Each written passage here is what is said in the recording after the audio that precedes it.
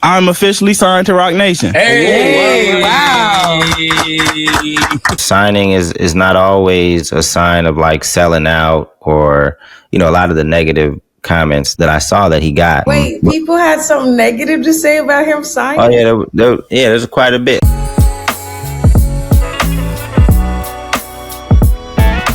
What's going down? Welcome back, music entrepreneurs, back to the #1 podcast, the only podcast that really understands you as you truly are. The MEC podcast, where we talk it because we live it and we live it so we give it.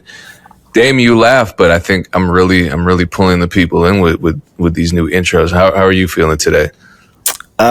Feeling good. Just moved. We made a lot of progress yesterday. Still, things are kind of disheveled around here. So I was telling you, Payne, before we jumped on this, I obviously don't like this phase. So I'm trying to get everything put away as quick as possible so that I can feel a little bit more organized and can be more productive. But, overall feeling good. Erinn, how you feeling this week? You came back this week. You had food poisoning last week. You shared some unfortunate news the week prior, but how are you feeling this week? I don't even remember. Oh, I do remember my unfortunate news. I was like, what was that? Yeah, that's actually big news. I'm feeling good. Yeah, last week it was an issue of cross-contamination. I'm allergic to pork, and I guess the place that I got food from cooked the stuff together, like on the same flat top. And I usually try to be really intentional about talking to people about that, but people are, so it's getting rougher and rougher for me. What's happening? How'd you find that out? Like, how did you identify like exactly where you went back and asked them? You're like, hey, did you cook this in the same place? Yeah, I typically will call if I get, but like when I have pork, it feels slightly different than actual food poisoning.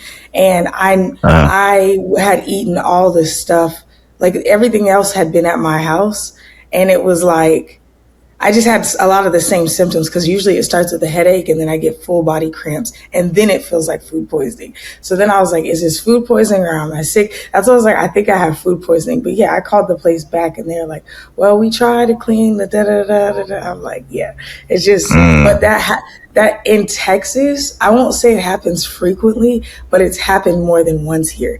I feel like in Atlanta, people, I don't know. It's like, I would say that I know a lot more people who don't eat pork in Atlanta. I know a lot more like Muslim people, a lot more just people who just don't, you know what I'm saying? And so like when I'm in Texas, I try to eat at like more halal places or whatever, just to stay away from places that even carry pork. But it's like, they love their pork here in Texas. So yeah, all bad. It was rough, but I'm doing way better today. I'm going to speak at our liberal arts high school today. They asked me to come speak for like, if I was available for a session. And I was like, sure. They're like, what's the name of your session? And then they're like, well, students want you all day. So I'm now teaching 3 sessions at the school, an hour apiece. I don't super know what I'm going to do, but my session is called How to Build Your Own Dreams, of course. So I'm stoked about that. So I'm doing way better this week and just figuring out a lot of things. So. Nice. Is that going to be your win for the week or do you have something else to share? No, I have a win to share. Okay. Well, to me, the speaking, getting the opportunity to speak is a win too. But go ahead and share your. I'm a winner, so my life is a win. So. What's your other win? So my win for the week is I'm getting really good at sponsorships, I think, and maybe it's just that my events or like, I'm at that like critical mass point where I'm just like able to really attract sponsorship dollars because I have the people in Austin. But I closed my 2 biggest event sponsors this week. And it was like not much negotiation because I was like, somebody came back and lowballed me and I was like, no. Because the event's happening regardless, and they came back and like tripled what they offered. So I love that because it's like, I know people have money. They just play the game. And then I've had a lot of people reach out like, let me know if you need anything. And I'm like, yeah, I'll send you the sponsor deck. I'm just like not playing small anymore. Like I'm not doing the friendship thing. As a friend, you can show up to the event, but I'm not giving you space in my platform just off the friend tip. So yeah, I'm just really excited about that. Really grateful for that. I have another win that I legally can't share, but like I'm a part of like a massive campaign that's not dropping into September. So I'm really excited about that too. But I feel like because I can't super share that, but it's been a good week in business for sure. I'm super grateful. And then even personally, I feel like I took a big L 2 weeks ago, but my energy stayed up, and I've just been seeing like getting invited to speak at this school. Just so many different things have happened in the last week that I'm just like, yeah, I'm in the right place. Even though there's some things that are very shaky for me right now, I feel like I'm being made well aware that I'm in the right place. Nice. The ups and downs of entrepreneurship. Payne, what you got for us this week? I haven't really checked in on the Patreon, but I've surpassed 640 members, which is cool. Yeah, I didn't even expect it to reach 100 when I started. Which is not to say, and I'll plug it, patreon.com/DJPayne1. That's not to say that the private Discord has that many members. It doesn't. A lot of people just opt not to be there, and a lot of the members are free, so they don't get the private access. So we maybe only have, I don't know, 50 members on the Discord, but realistically 20 to 30 active members. So it's still a pretty small community. It still feels intimate. So, and then the other one is that a lot of the collabs we've been making on the Discord have been selling on my Beat Store. So we just sold one yesterday. So we were celebrating that. It's always good to see these memberships pay for themselves, essentially. And then some. So that felt good. What's primarily happening in the Discord? Let people know like how, questions you're answering, things you guys are solving, working on, what's happening.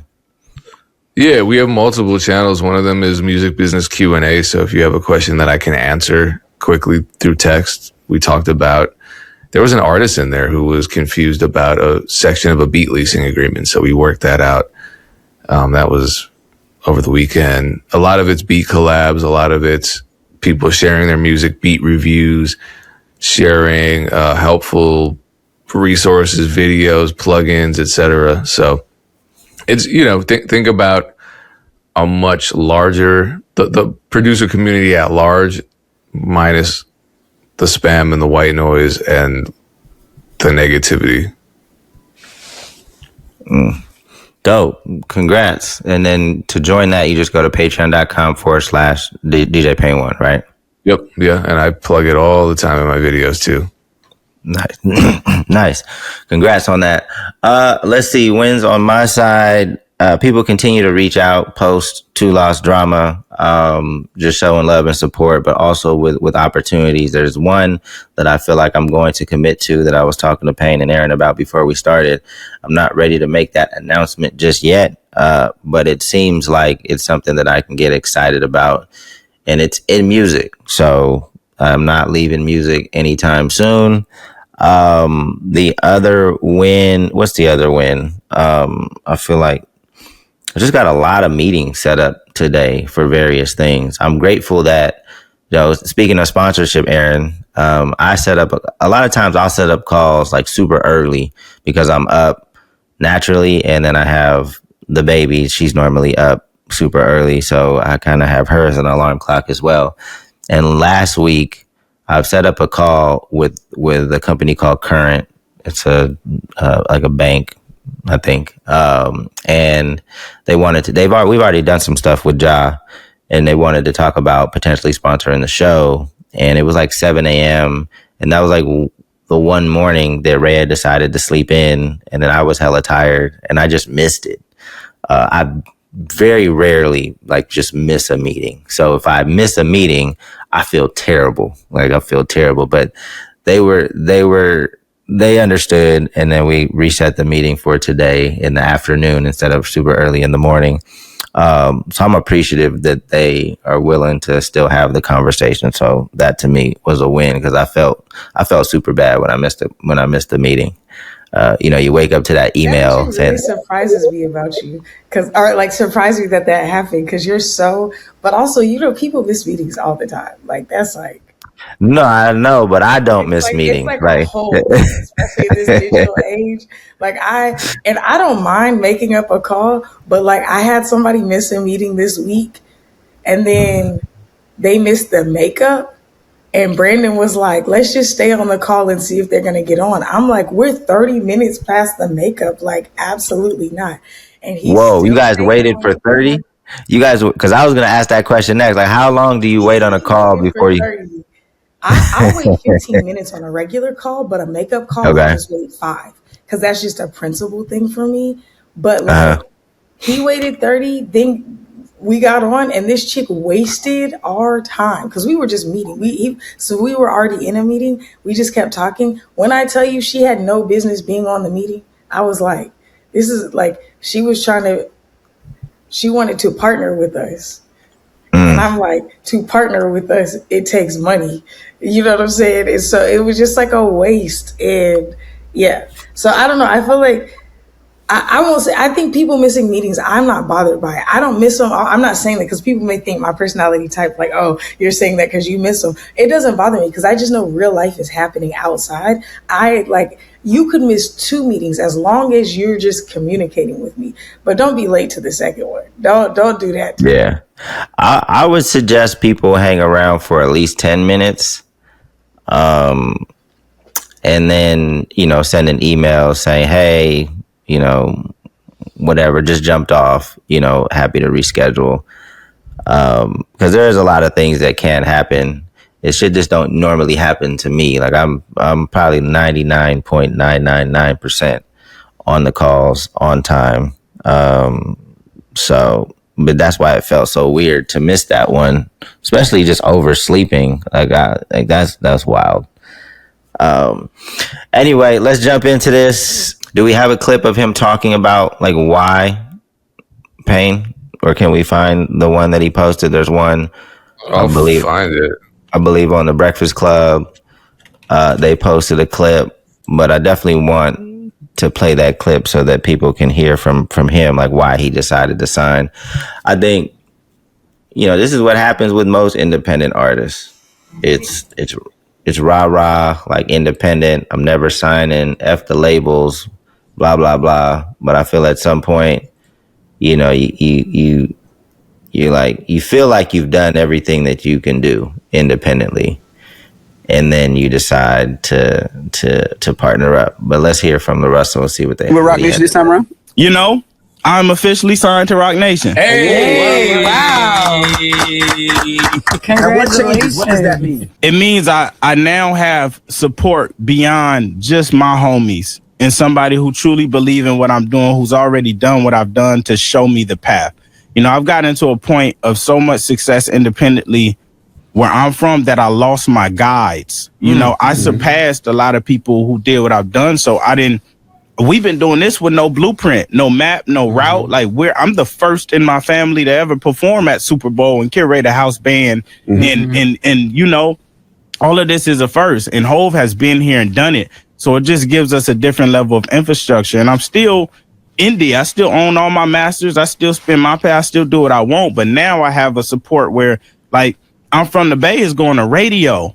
I've never been able to get to radio. It's just a different system. And as soon as we agree, like, man, let's work, they were instantly like, we believe in this record. We willing to take the radio. I've had partnerships prior where they try to tell me it ain't worth it. Your song not worth going on radio until you get a TikTok moment or some viral change. It's like, why we count on TikTok to believe in something that we all believe in personally, What was the energy when you was with Hove and Emery and all those guys? You see, just you asking that made me smile. Like that shows you like the presence and the energy. And prior to us going, my homie Splash was like, man, you gonna meet Hove today, like how you feeling? And I was telling them like, man, I'm conflicted because I honestly don't know who I'm gonna meet because of the Diddy thing and just meeting so many other people. And I was like, man, I'm nervous because I don't know who I'm gonna meet. Am I gonna meet like someone that I'm like, man, this is what I hope for? Like, damn, another one. And it was everything beyond. Like, who? Yeah, we can stop it there. First off, congrats to LaRussell, man. I think that signing is not always a sign of like selling out, or a lot of the negative comments that I'm sure that I saw that he got in his comment section. Wait, people had something negative to say about him Oh signing? yeah, there's quite a bit. I mean, it's that People are insufferable. it's that typical. I mean, I think some people said the same thing. Like when we signed our deal with Warner back in the day, they thought, we were giving up some type of creative control, and, but it just made the most sense for like our business model and like how I wanted to continue to grow things. Like nothing was going to change. And it sounds like, same for LaRussell. Specifically though, like radio, like I don't know about that point, because like you definitely, if you got money, if you want to roll the dice with the radio, you can find the radio person that can help like test that and see if it makes sense. So I don't know if he needed Roc Nation for radio. But what do you guys think of the move? Yeah, I mean, I think it sounded like he didn't want to deal with radio, deal with forging those networks and paying the money, because when you're talking about a terrestrial radio campaign, the price has only gone up, which is to say it's expensive as hell. And it's not one of those things. Well, there's all this content about LaRussell's paid ad strategy, and it's super sophisticated. You sent some of that stuff, Dame, where he's spending like $700,000 a year on meta ads. And those ads are converting, and you have access to these pretty advanced analytics where you can really pinpoint what's working, who's doing what. You can retarget this and that. You don't have that with radio. I mean, you kind of do. You have media base, you have Nielsen, you have this and that, but it's not. You can track where the spins are, you can track the times, you can track this, that, but you don't get those analytics. So it feels like you're probably just throwing a lot of money into the void and not getting much back. That's what I'm not trying to put words in his mouth, but if I were him, that's what my reservations with radio would be. I'm spending $50,000 just to get started, and I don't have any control over this. No, let someone else do it. Someone with a track record where they already have their people and their system in line, and they're not going to throw money into the void because they don't want to waste theirs either, but at least they're not wasting mine. Yeah. I mean, I know he has a relationship with Russ, and Russ worked radio even after his Columbia partnership, not to the same extent, but he talked about it. He talked about knowing the radio folks that could make it happen or contest it in certain markets. So if he wanted to do that, then he probably could have just hit up Russ to see what play he made or what connections he had in that area.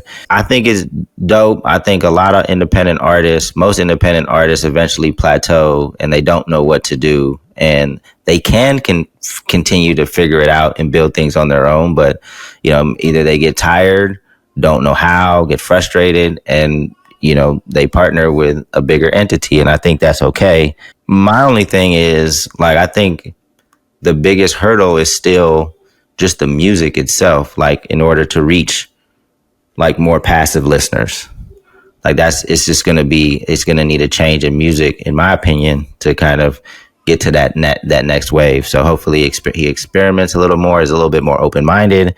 Maybe Roc Nation puts some different folks around him with the music. And, to me, that could have unlocked something just by itself. Like if he was, experimented more with the music and found, some different sounds. But that's just my opinion. Yeah, I think I do want to explain radio a little bit, because I think people are like maybe confused about the money situation. It's not just money, it's like really the relationship. So it's like when it comes to radio, you have to find a radio plugger. That's what you're spending the money on. You have to pay them to plug the record. And most radio pluggers won't plug a record that they don't believe in, and they won't work for less than 3 months. But some of them make you sign like a 6-month to a year contract, and you typically have to have a backup song. There's a lot of different ways. That's typically if you go the independent route. I've never done radio Well, I've done radio from an indie label route, but never done radio from a major label route. Like when I've had artists signed to the indie label, but they were in a subgenre, it's a whole different thing. But you have to pay the radio plugger, and then you have to keep paying them to push it. And then if you're in C markets, it's one price. If you're in B markets, it's one price. If you're in A markets, it's one price. And you usually want to mix because you want something to catch in B and C markets and then feed the A markets. So it's like, it is a big, like Payne said, you start out with $50,000, no guarantees, and that's on the low end. And then you're just kind of stuck with whatever. You have to trust the person is doing what they say they're doing, and you have no guarantees of that. It's very antiquated and very old school music. So signing with a label, the difference is that you're working with their radio people, their reputation, and typically their budget. So even if LaRussell owns his masters, I'm assuming they're doing a rev share on all of his music because otherwise it wouldn't really make sense for them. So they're probably putting up the funds to get the music in places. Again, LaRussell has a good reputation. People want to be a part of this story. So even that, LaRussell being signed to Roc Nation, people are more prone to play the music. You see he's on the Breakfast Club. So even that, it's like your cost is immediately lowered because now you're partnered with somebody who has that reputation and has the good graces and can just pick up the phone. So yeah, I think this is a good move for him. Shout out to him. I know like when he first started like talking to labels, maybe 4 or 5 years ago, Dame, when you were like helping him out and stuff, he was saying like Roc Nation sent him a super lowball offer and he felt really disrespected. I feel like the way that he went about it was weird, but like for him to come back around and now be, I don't know if anybody Roc Nation has signed in recent history. Like I can't think of anybody in the last, I know a couple of chicks that they signed like 2 or 3 years ago, but I can't think of anybody super recently. So it's like, in my assumption, he is like the focal point. He's the prime artist. They're about to probably pour a lot into him, which makes sense why he's doing the Super Bowl because Jay-Z runs the Super Bowl.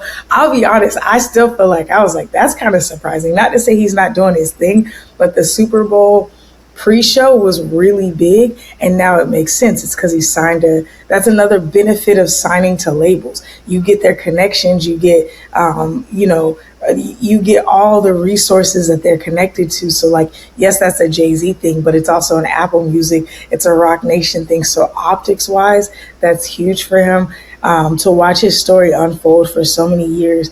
I feel like we were the first people to talk about him. I remember we were like, is his name LaRussell or is it L.A. Russell? We were trying to figure that out a long time ago. So I think like to watch somebody's career for so long, even for Dame to be involved with him. I've spoken at conferences with him before, and he's like headlined things that I've been a part of. I think it's cool for all of us to kind of be, at least tied into his story a little bit, but for all of us to be watching it unfold. So more power to him. Congrats to another independent artist, super thriving. I think it's amazing. It's because when he got that offer, back in the day where he was, he assumed that it was either they were trying to lowball him or it was the wrong contract or whatever. Like at the time, I remember him saying on a podcast, like, man, I need to talk to Jay-Z. Like, does Jay-Z know this is happening at his label? And at the time, LaRussell wasn't at a point where an actual conversation with Jay-Z was realistic. However, he continued to put in the work, build, grind, build on all the wins that he's had over the past few years. And Jay-Z pulled up. I think he even pulled up to his home, where he does the backyard shows. So, that's just a testament to all the work that him and his team have put in. So congrats. Things like this can happen, but we've kind of seen everything in real time. It wasn't like it happened overnight. It was, this was built brick by brick over the course of I don't know how many years, but I think it's dope. Let me put something into perspective because he's talking about the "I'm from the Bay" song being the one that's probably going to radio. It's only at 100, and I mean if we round, it's only at 100K on Spotify. So again, it goes back to relationships over numbers, which does happen. It does happen. That's going to be a tough song to come out of the Bay just because it's so local, right? Like, you can't anticipate people in New York chanting that song. And I know that's a song that he would want to amplify because that's where he's from. He's super proud of that. But I would just be super shocked if that was the one that really caught on, unless there was a version of the song in other cities. We've seen that with other songs where it's like you have one song and then like other cities kind of make their version with the same beat and same, I mean, I think it could translate. I think because of what Kendrick did with Not Like Us, even though it wasn't specifically naming LA, it had like a very regional sound. And I think because LaRussell has such a global audience that people are down to support whatever. I think about like Jermaine Dupri's Welcome to Atlanta and then the Welcome to Atlanta remix, which is kind of what you're saying. Like they ended up doing like St. Louis, New York, whatever. But I think about Jay-Z, one of his biggest hits with Alicia Keys, New York. That song was massive. And it's like, I'm not from New York. At the time, I didn't even like New York at all, but I was definitely singing the hook to that. So I think when the song is big enough and when the artist is big enough, it transcends the city. Again, especially when you're looking at a global audience, half the people in New Zealand or whatever may not even know what the Bay is. They may think that that's like, they may not even realize that's like an area. Do you know what I'm saying? Especially because he's always talking about Vallejo. So they may not, you know what I'm saying? That may not even register with a lot of people. So I think I agree with you because I thought that was interesting that they were taking that specific song to radio. But I think that it doesn't matter these days. As long as the song sounds good, if there's a hook that people can lock into and the star is big enough, I think that people will get behind it. Same with the dude that with Payne talked about, the guy, I'm from the City of Angels or City of Demons, whatever is that song. Yeah, Kyle Bethel, yeah. Yeah, that joint is blowing up, and it's like I would never sing that because it's wait, like, what song is that? Kyle who? I'm a Decent Man. That's not the name of the song, but that's what everyone is calling it now because it went viral. I mean, it's about New York though, specifically. The only reason New York works with Alicia Keys is because it's New York. Name another song from like another city that's not LA or that's not LA. That's not LA, New York, Atlanta. For another market, because those are big city markets where people want to be, right? Like name another song. Slim Thug definitely had a song about Houston that was crazy. I feel like Master P had stuff. Okay, Lil Wayne, your favorite rappers from Holly Grove, like everybody was rapping.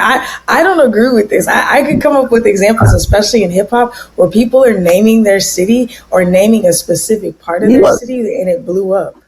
No, of course people name their cities, but it's not the song. But it's not the crux of the song. It's not the hook. It's not like we don't chant. The only reason Not Like Us even works is because you can apply that to anything. Like even people on talk shows were saying not like, because it's an LA song for sure, but it wasn't.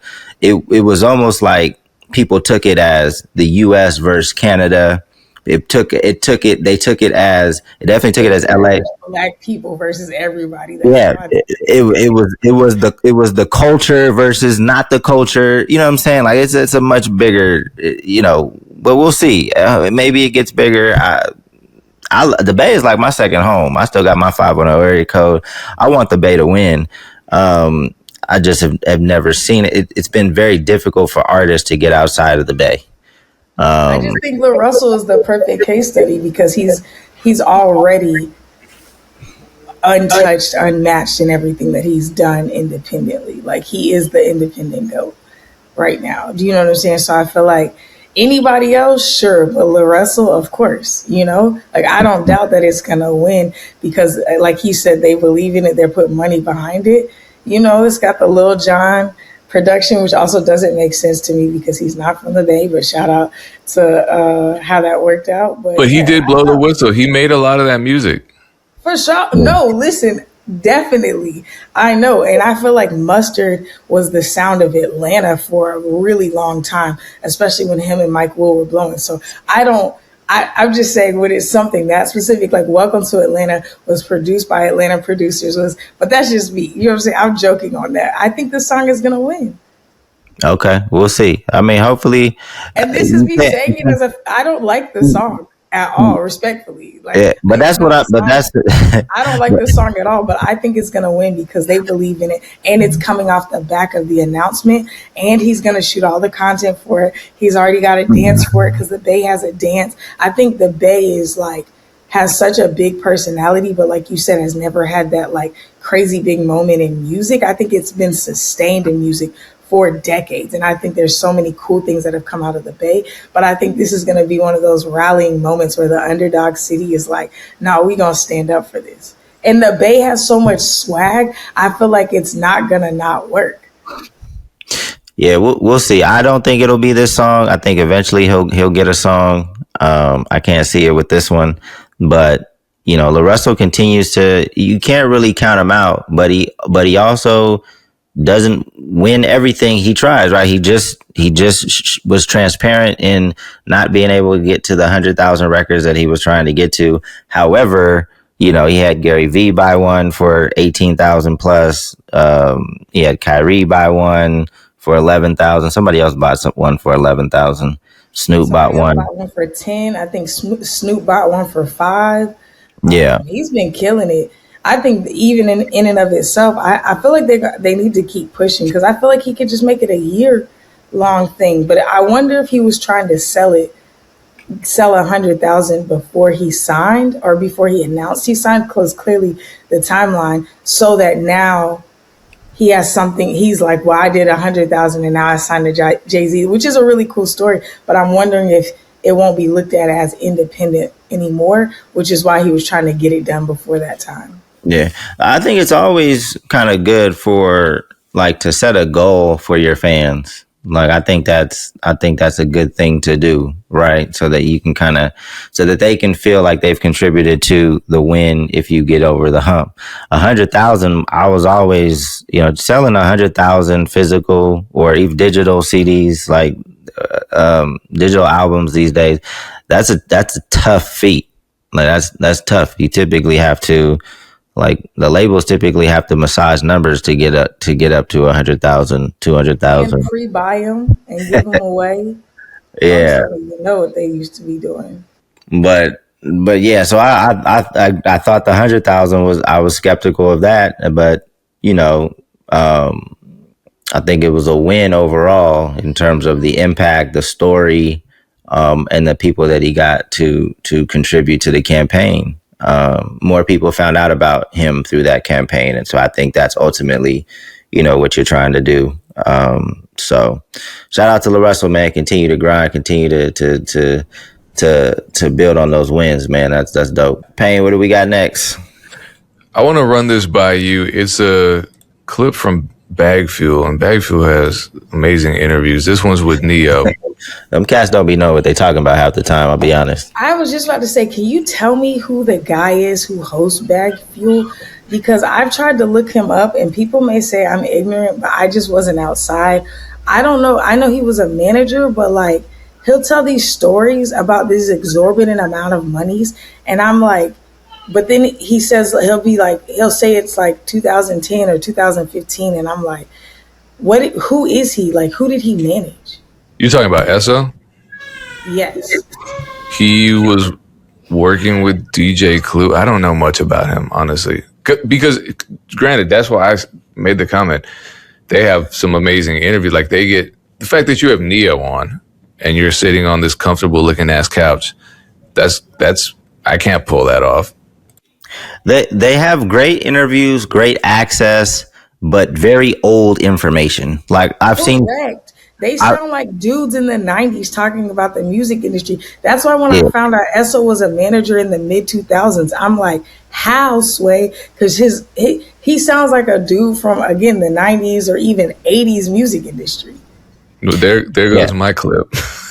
Yeah, every time they talk about like the new industry, I feel like they just give bad information in terms of like streaming economics, social media. Like I just, you know, it sounds like cats that haven't had any recent experience with artists, and I don't think they have. So, but they have access, they have relationships. So anyway, play the clip. Let's see what the clip says. My bad. Certainly, this is about Neyo. Actually, I'm not getting caught up in this. You guys are trapping me in the rage bait. Hold on. There's a trillion songs released every single day. So what is it about what you're doing that's really making an impact? Like, I think that's the mindset of any artist, any songwriter, any producer in the game right now. Cut through. Stop making the popular beat. Okay, it's 17 songs over that beat already. You're not going to be number 18. That's just not. It's not going to happen. I really just want to isolate that part because hyperbole, right? It's absolutely hyperbole. There aren't a million songs of the same beat. I think what he's saying is the same sounding beat, the same style, and a lot of people are going to rush towards the whole anti-rap, anti-modern rap narrative. Like, yeah, everybody trap beat sounds the same. And it's like, yeah, all right, Grandpa. But I was listening to a bunch of pop because I have to do a very specific event coming up. And that's all a very similar, it's all just kind of new disco. It has a very similar sound, very similar arrangement, very similar instrumentation. It's been this way for a long time. You know, you listen to a Taylor Swift song versus Sabrina Carpenter song versus a Benson Boone song versus, all the top pop artists from right now. And a lot of their lead singles are of a similar tempo, a similar style, a similar genre. So, this is what my issue with what he's saying is, because what happens is, say a producer makes a whole new sound, right? Nobody believes in it because it's unfamiliar and it's weird. People, some people might like it just because they're contrarians or because they genuinely like it. Then some new rapper blows up off of that weird producer's beats. So, for example, the Baby and Jetson, right? Because there were people that hated Jetson's beats. I don't know why, but they didn't like the way they sounded even after the Baby blew up because they were different. They weren't so different that it sounded like an entirely separate genre, but they were different enough. And I didn't hear producers rush to duplicate his sound because it was so unique and it feels like he still owns that sound. But then what happens? Now we accept that sound and you're going to have people at the labels and artists and managers saying, oh, make something like that. Make something like that. Come on, try to make something like that. And then we do that. And then what happens? Another weird producer with a weird sound comes in. And then that sound takes off. And then the artists and the labels and everybody suddenly hits reset in their head. And they're like, all right, chase that sound. Give us something like this. Because time and time again, producers are told to send beats that are hits. But the vast majority of people can only determine if a beat is a hit if it sounds like something that's already previously been successful. They don't hear something brand new and say, oh, that sounds like a hit. It's just going to take a long time because people don't want to invest that time in something that they can't already identify as hit material. But you hear something that sounds like a song that's currently on the radio as a hit, and you're like, oh, this feels like a hit. It sounds like a hit. Why? Because there's that familiarity. So it puts us as producers in a terrible spot. Either we experiment or we stay true to our sound, which may not sound like what's popular, and we likely get rejected, or we chase the popular sound for the rest of our careers, and then we get caught up in that cycle that very few of us make it out of. Because producers with unique sounds need people to believe in them. That's how the music business today especially runs on trends. Everybody's chasing what's hot. So where does that leave us as producers? Based on Neyo's advice, apply that to the current music industry, even the previous music industry. I think people like Neyo have exceptional talent, and so they can do a lot with what they're trying to create and what their vision is. So everyone can't be Neyo. I guess I'm a little I don't even know what I'm giving my feedback on right now. Like, I agree. Like, I agree with him. Like, I don't, like on that clip, yeah, a lot of music comes out. But when people talk about a whole new sound, I think that they think it's like there's not that many new, like the new sounds are, to me, it's oftentimes it's subtle. It's not like hella Timbalands, like when Timbaland came out, like to me, that was a new sound, right? But then the other new sounds, it's not to me that much different. It's just like a slight play off of something that, existed before. Who, after Timbaland, like, who do you guys think brought like a new sound like Timbaland's new sound? I think like what Payne is saying, like with like Jetson, I like as soon as you said him, I was like doom doom doom doom. I'm just hearing like he had almost like Barney sounding drums, like the bounce of it. I'm not saying that he like seemed like Payne that he was like the most unique, not in a disrespectful way, but do you know what I'm saying? It was almost like goofy sounding, but then some of it was goofy, yeah. yeah, but then when the baby got on it, it was like, oh, these things work really well together. And then you started liking Jetson's sound. I think about even DJ Mustard. DJ Mustard had such a unique sound to me when he came out, but it worked because I was really in a dance music phase of my life at that point. So because of the way that he did his low end and then his high parts, it just sounded so unique. I think there's a lot of examples, to be honest, like especially if you get into like more niche genre stuff. But I don't think it's that it's a lack of newness. I think it's a lack of context. Like people need to be introduced to stuff in the right context. Like I was working with a producer who had a pretty unique sound when I was managing rappers for a while. And what would happen is he would get brought into sessions to add additional things to existing beats, or they would bring him in and be like, let's hear your beats. And then they would co-produce with him. So I think like going back to what you were saying, Payne, the space for really unique people is collaboration. Like I think that a lot of those unique sounds need to be introduced with something that is somewhat familiar. Even like in the context of this, I'm from the Bay. I don't like this song because I don't like hyphy music, right? But I think it's not gonna, I don't think it's going to be foreign to people, and it has a really good hook, which is why I think it's going to work out, because I think a lot of times, like Payne says, people need something that's familiar. Or like I was watching this Nile Rodgers interview recently, or like this week, and he was talking about Freak Out and how that song came about. And he said as they were playing it, they were like, this is a life-changing song. And the story behind it is so amazing. But they knew, and there was nothing in the word. I guess it was like somewhat in the disco vibe, but like as you're hearing this song, the reason that it works so well is because there's so many earworms outside of the hook. There's the bass line, there's like that guitar riff that's so succinct, there's there's so many things to build on. So even if you don't like Freak Out, doom doom, it's like immediately there's another part of the song that you gravitate towards. So I think like the chemistry of a really good song isn't solely based on the beat being either super familiar or super unique. I think that I respect what Neyo is saying, but I don't necessarily agree, because I do think that there's a level of familiarity that people want. I think what he's saying is that there's not a lot of exceptionality. I think that you can do something that's familiar and be exceptional at it, and people will love it. I think about Bruno Mars. I got tired of Bruno Mars because it became very redundant for me. But Kevin on Stage just had a video about it, and he was like, I like Bruno Mars because I know what I'm getting from him.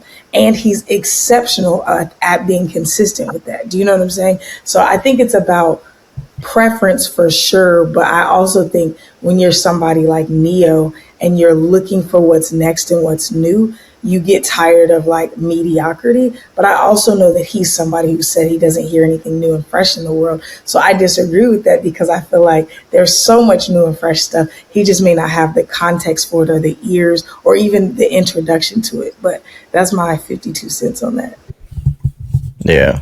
I mean, I default to you guys when it comes to, production. You guys know way more producers than me. You guys know way more about, song structure and more specifics about making beats. I do know that there is a lot of repetitiveness, and I do know a lot of people are making songs with the exact same beat with beat leasing. So, I'm assuming that it's both contexts. It's what Payne is talking about, like how he interpreted it, people just using a lot of the same sounds, not being that creative. But then it is actually people using the exact same beat as well.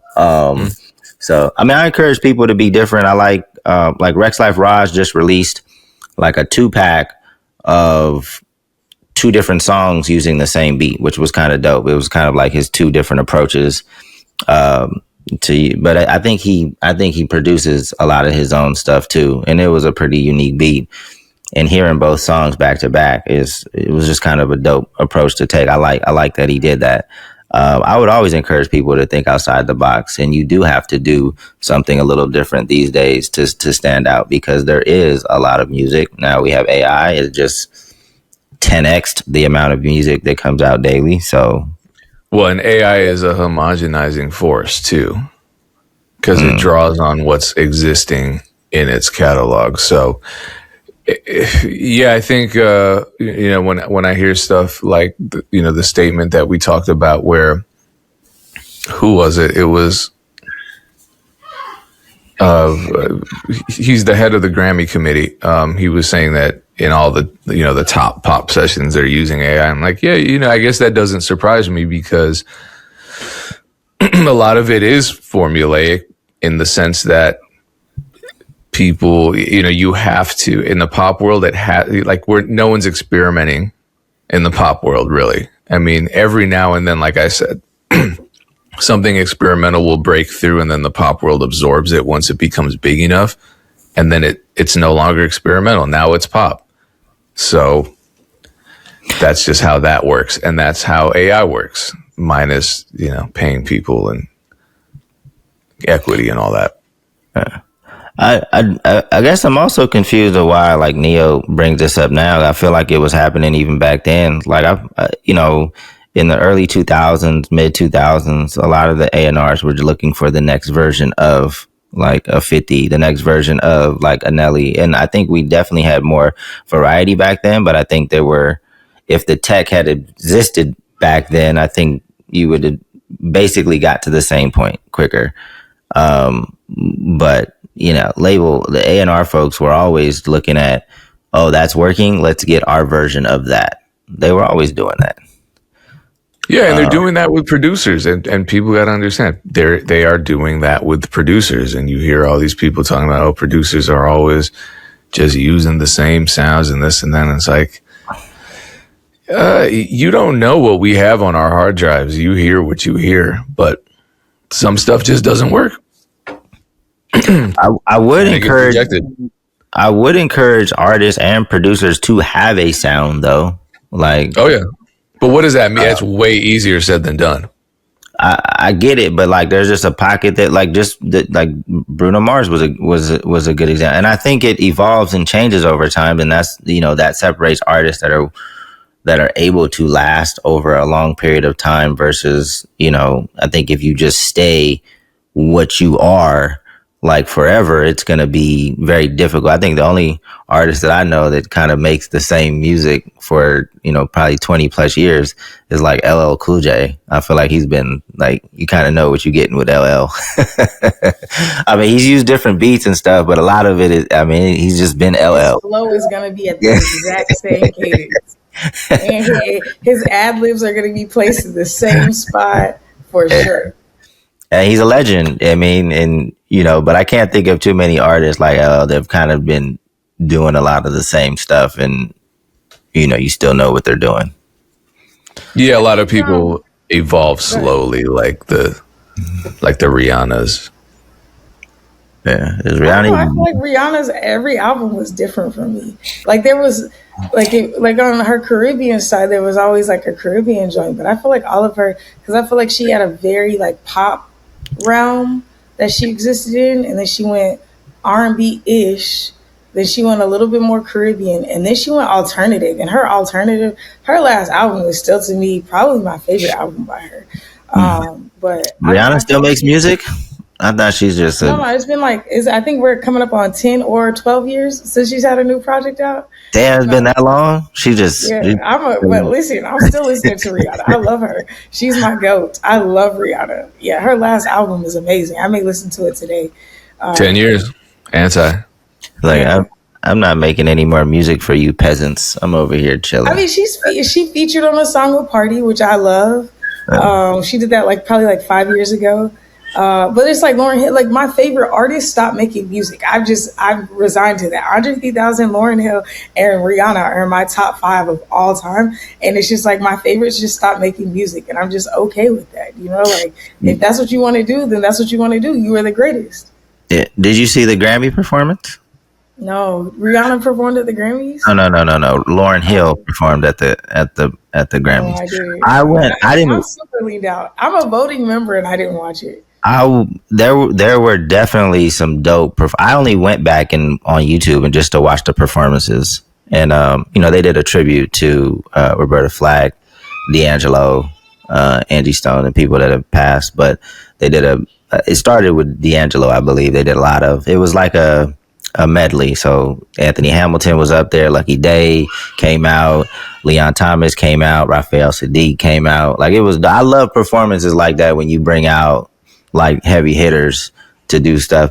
But Lauren was like leading the charge and like announcing like she would also like sing some parts, but then she would introduce everybody that came out.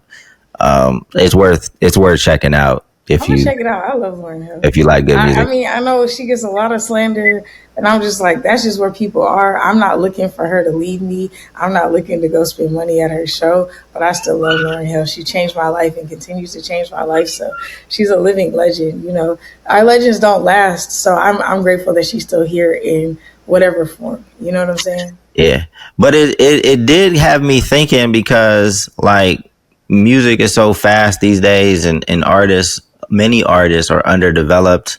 It's like fast forward 20 years, like who's going to do the tribute for Lauryn Hill when she passes? Like, don't get me wrong, there are definitely talent, but I don't think there's talent, but I don't think they've reached where Lauryn had reached, right? I think we still got to go like 2 or 3 generations out, because I think about like Brandy. Brandy is going to be able to do tributes until she passes. And Brandy to me is a legend, the vocal goat. Kehlani is going to be able to do tributes until she passes. Leon Thomas is establishing himself as somebody who's going to be able to do those. I get what you're saying, and I'm super with you. But I think about like Neyo, people like him. There are people who are still around that we don't super think about. But I think that there's still. I think you got to go to Gen Alpha, the deaths that happened with Gen Alpha, and then ask that question. But like maybe tributes by then come with like AI, and it's like they just bring the voice back.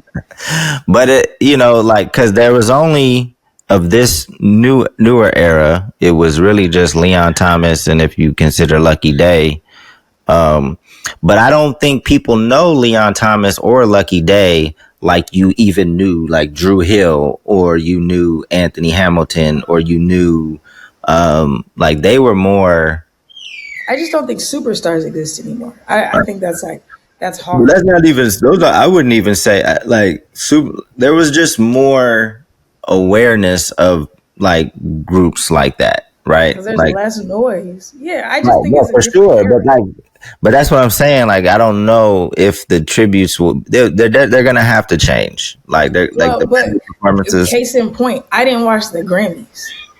You know what I'm saying? The Grammys used to be an entire like, where are we gonna be at? What are the snacks? What are the Grammys, Oscars, Tonys? All of that used to be like a whole regimen for me. And you're asking me if I saw them a couple days later, and I'm like, nah, I did it. Like 3 years ago, I was throwing events at the Grammys. Do you know what I'm saying? So it's like, I just think it's a different time. Even people in the industry aren't tapped in right now. So I just feel like if it comes to like, who's going to be the poignant person who commemorates this person's life, I just think it's respectfully, I don't think people care as much anymore. I care. I thought it was dope. Even Justin Bieber had a really dope performance with just him and his draws, like playing the guitar. I saw the pictures of that, and I was like, what? I thought it was dope. I thought it was super dope. But yeah, I like I've never watched the Grammys or anything. I just go back and like watch the performances. Considering what he's overcome recently, and a lot of the allegations and a lot of the things that he's rumored to have gone through as a child, I feel like it's very odd that man got on stage with boxers on. I didn't even think about that, but Do you know what I'm saying? Like, I just feel like that's a little unsettling to me. Yeah, I don't know. Do we have another topic to get through? I know that Erinn has to I go. definitely have another topic. What's the I topic? gotta bounce, but y'all can jump into it. This is a continuation of people are concerned that YouTube is deleting channels, right? And it's their new AI policy. And it's not really clear because it's not an anti-AI policy, but they very recently they purged, but they deleted 16 AI slop channels, they call them. Only 16? More than that. I think these were 16 of the top most subscribed, most highly revenue generating channels. And one of them was Cuentos Fascinantes, and then another one was Imperio de Jesus, and it says 35 million subscribers and 4.7 billion views. And I think I read somewhere that was a total of over $10 million. They completely deleted those channels. Now, the reason I say that is because I just happened upon this. This was posted by a producer who had a Type E channel with 120,000 subscribers. Their channel was just terminated, right? And a lot of folks, if you're on any of these platforms following creatives who use YouTube, you're going to see a lot of these posts where people are discussing their channels being removed and they're appealing to YouTube. And you've seen this on, I think, X, where a couple channels actually ended up getting reinstated because people were pressuring YouTube. Now, I got more insight as to what really went down with this producer's channel just from reading the comments. Because I'm like, all right, that's kind of terrifying, because why would YouTube just delete a producer's channel? Should all producers be worried? Our beat's going to end up getting chopped. But this is what I found in the comment section. So someone asked very directly, were you using AI? And the guy says it was a different channel on the same Google account.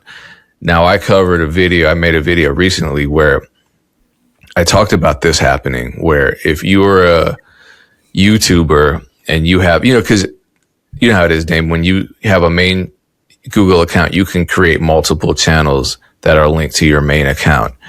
And if any of those other accounts are appearing to be AI slop generating channels, then YouTube will just remove everything. They'll just take everything down. And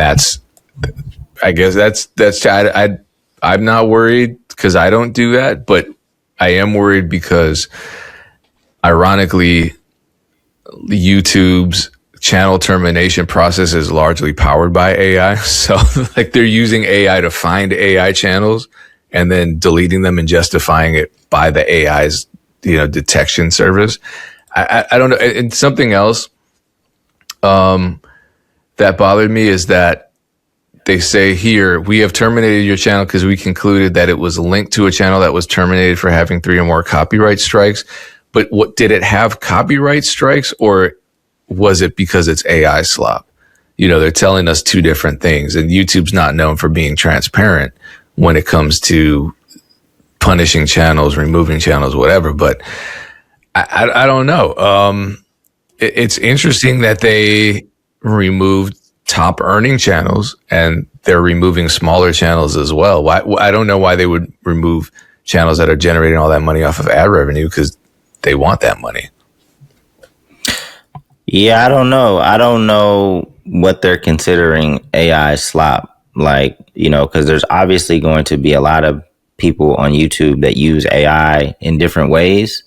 And it might be 10% of the video. It might be 50% of the video. It might be 100% of the video. Like, are we just talking about channels where it's 100% of the video, 80% plus? Like, I have no idea where they're drawing the line here. So it would be interesting to know, or if they could just give a little bit more guidance so that, creators know where the line is drawn and can make content accordingly. Well, isn't that the issue though with all this AI shit? The lines aren't clear.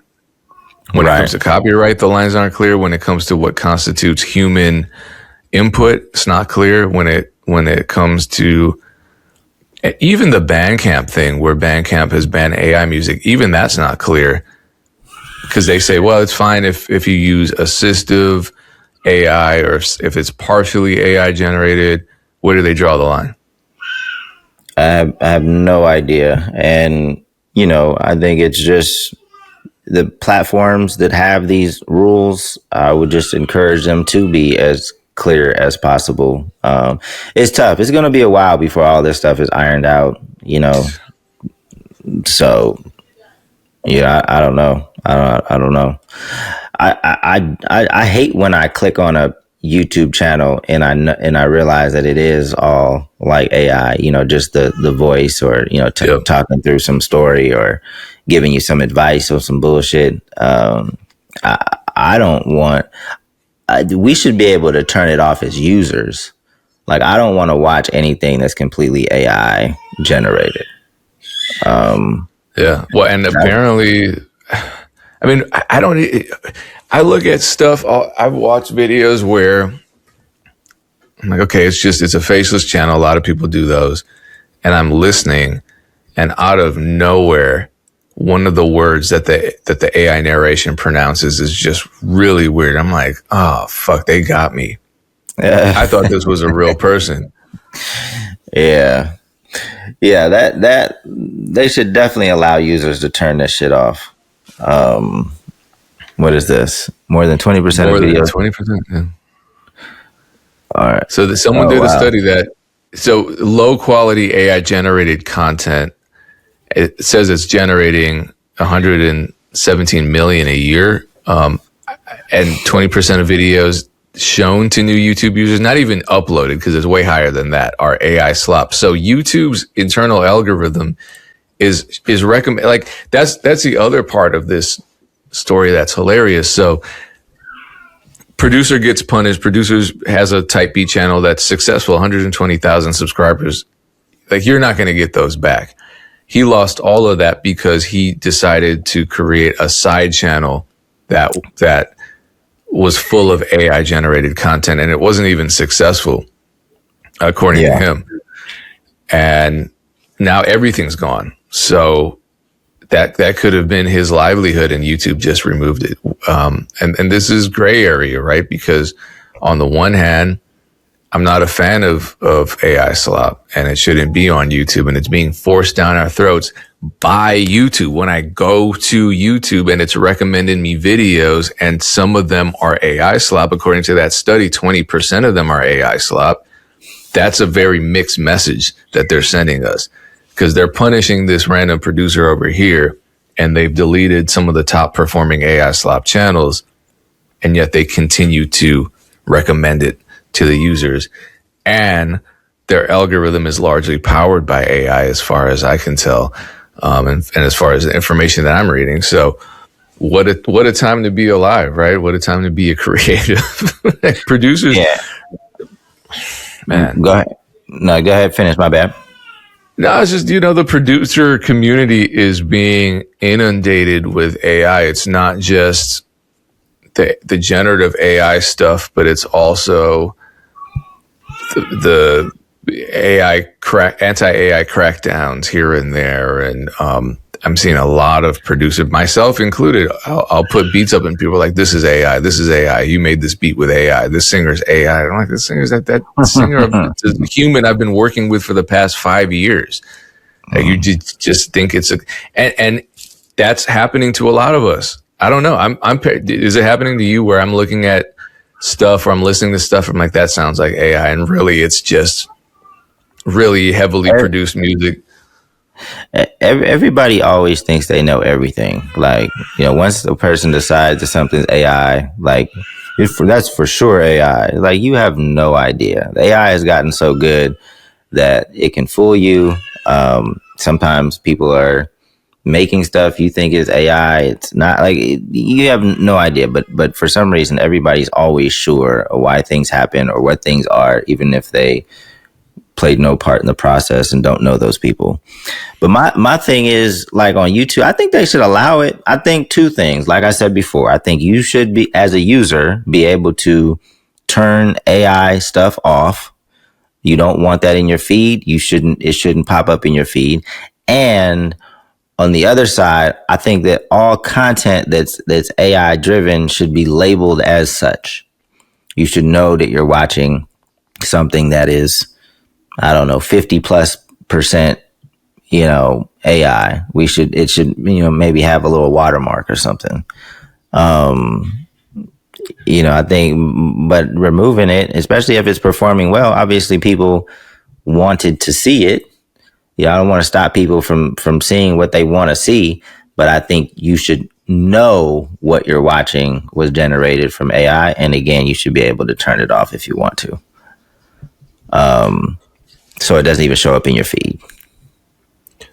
Yeah, and then we can touch on Spotify's AI problem, where a lot of these music streaming platforms are just full of AI, and they send mixed signals too. We've covered a lot of those stories. And didn't you send me the story about the guy? I'm pretty sure it's Mike Smith. I don't know why this particular story keeps coming up, because it does keep coming up, but it's about Mike Smith getting arrested for, I'll pull it up. It's about Mike Smith getting arrested for $10 million in streaming fraud. Yeah. I think same thing on Spotify. I think, if as a user, you should be able to turn off like any songs that, if you don't want to listen to AI songs, you should be able to turn it off so that it never pops up in your algorithm. And then any AI songs should be labeled as such. I don't see anything wrong with that. But yeah. But we got to wrap this up, Payne. I got a call in 3 minutes. So I don't know if you wanted to if there was something specific from that story you wanted to highlight. But no, just use AI for your call. Get an AI assistant. They'll do the call with you. Yeah. No, I think it sucks that the way Spotify pays out, all of this AI stuff is basically taking from the pot. The pot is only so big every month, and it's based on market share. So if AI driven songs are 20% of the market share, they're going to receive 20% of the revenue. So it does hurt independent artists, or it does affect independent artists that aren't using AI. So yeah. Yeah, just be careful. Stay. And if I can't believe I'm helping AI slop creators, but if you're a creative, like a producer or something, just create a different Google identity to post that bullshit on, because it could affect you the way it affected that guy. Appreciate you tuning in. We'll catch you next week on the Music Entrepreneur Club podcast. Appreciate you tuning in. Drop a comment. Let us know what you think. Thank you so much. Talk to you soon. Peace. Peace.